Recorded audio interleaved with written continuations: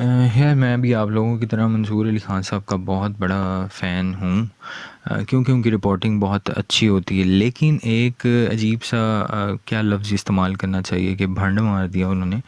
और उसको कवर भी नहीं कर पाए। क्या किया उन्होंने कि वो पार्क व्यू में आपने देखा होगा कि एक सैलाब आ गया। सब सब जगहों पे आया है, ये तो एक नेचुरल डिज़ास्टर है। तो जी एक ख़ातून वहाँ से निकली, डॉक्टर साहिबा, सब जानते हैं उनके बारे में। डॉक्टर साहिबा ने आके ऐसी धूम मचा दी कि पार्क व्यू की ऐसी तैसी ब्ला ब्ला ब्लो, जो भी एक घर में रहने वाले के तासुरात हो सकते हैं वो जेन्युइन तासुरात थे, उससे कोई इनकार नहीं किया जा सकता। आपके घर में पानी आ जाए और सारा सामान पड़ा हो तो आप अकेले क्या कर सकते हैं। बेशक आपका अपना घर है, बेशक किराए का घर है, सामान तो आपका अपना है ना, सामान किराए का नहीं है।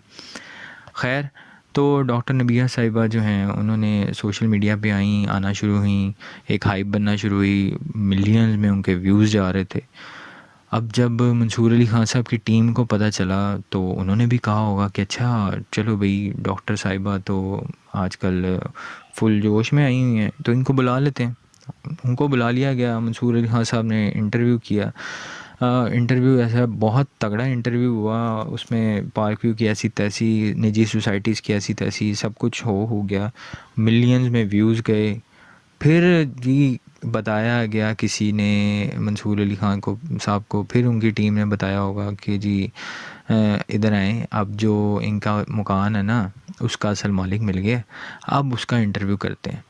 अच्छा, मंसूर अली ख़ान साहब ने फिर उसका इंटरव्यू कर लिया। अब ये दोनों इंटरव्यूज़ एक ही दिन में या तकरीबन अगले दिन के, एक दिन का वक्फ़ा भी नहीं होगा, एक दिन डॉक्टर नबीहा साहिबा का इंटरव्यू है तो अगले दिन दूसरे साहब का इंटरव्यू जो है वो नशर कर दिया गया, उस पे भी मिलियन के व्यूज़। तो यार मैं बस ये सिर्फ सोचता रहा कि मंसूर अली ख़ान साहब आपने किया क्या है। आपने, आपकी जो टीम है, जो आप इतना होमवर्क करते हैं और आप बड़ा सच सामने लेके आते हैं, तो आपने सिर्फ व्यूज़ के चक्कर में और व्लॉग के चक्कर में आपने पहले उस बंदी को बुलाया जो इसकी हाइप गई हुई थी, उससे सारी जो वो बोल सकती थी उन्होंने बोला, वो बुलवा लिया।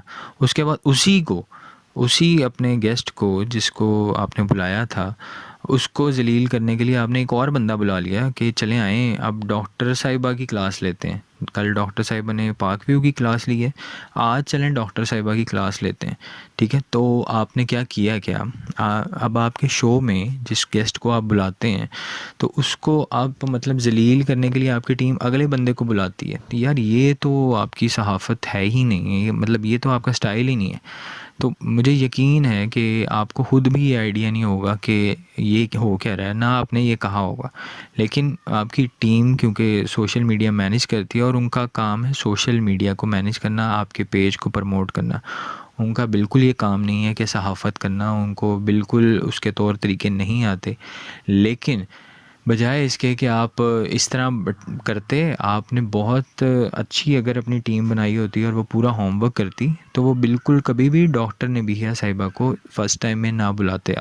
आप उन्हीं को बुलाते जिनको आपने सेकंड टाइम बुलाया और उसी से क्लियर करते, ताकि दूसरे चैनल वाले जो डॉक्टर नबीहा का इंटरव्यू कर रहे थे आप उसको रिजेक्ट करते या उसके ख़िलाफ़ आते। आपने दोनों का इंटरव्यू सेपरेट सेपरेट किया, अच्छी व्यूअरशिप ली और बाद में कहा ओह जी मैंने सोचा कि दोनों साइड उसका मौक़िफ़ लेना चाहिए तो मैंने उनको ना दावत दे दिया। यार ये तो बहुत ही ना अजीब सा, मतलब क्या इसको लिए लफ्ज़ इस्तेमाल करूँ।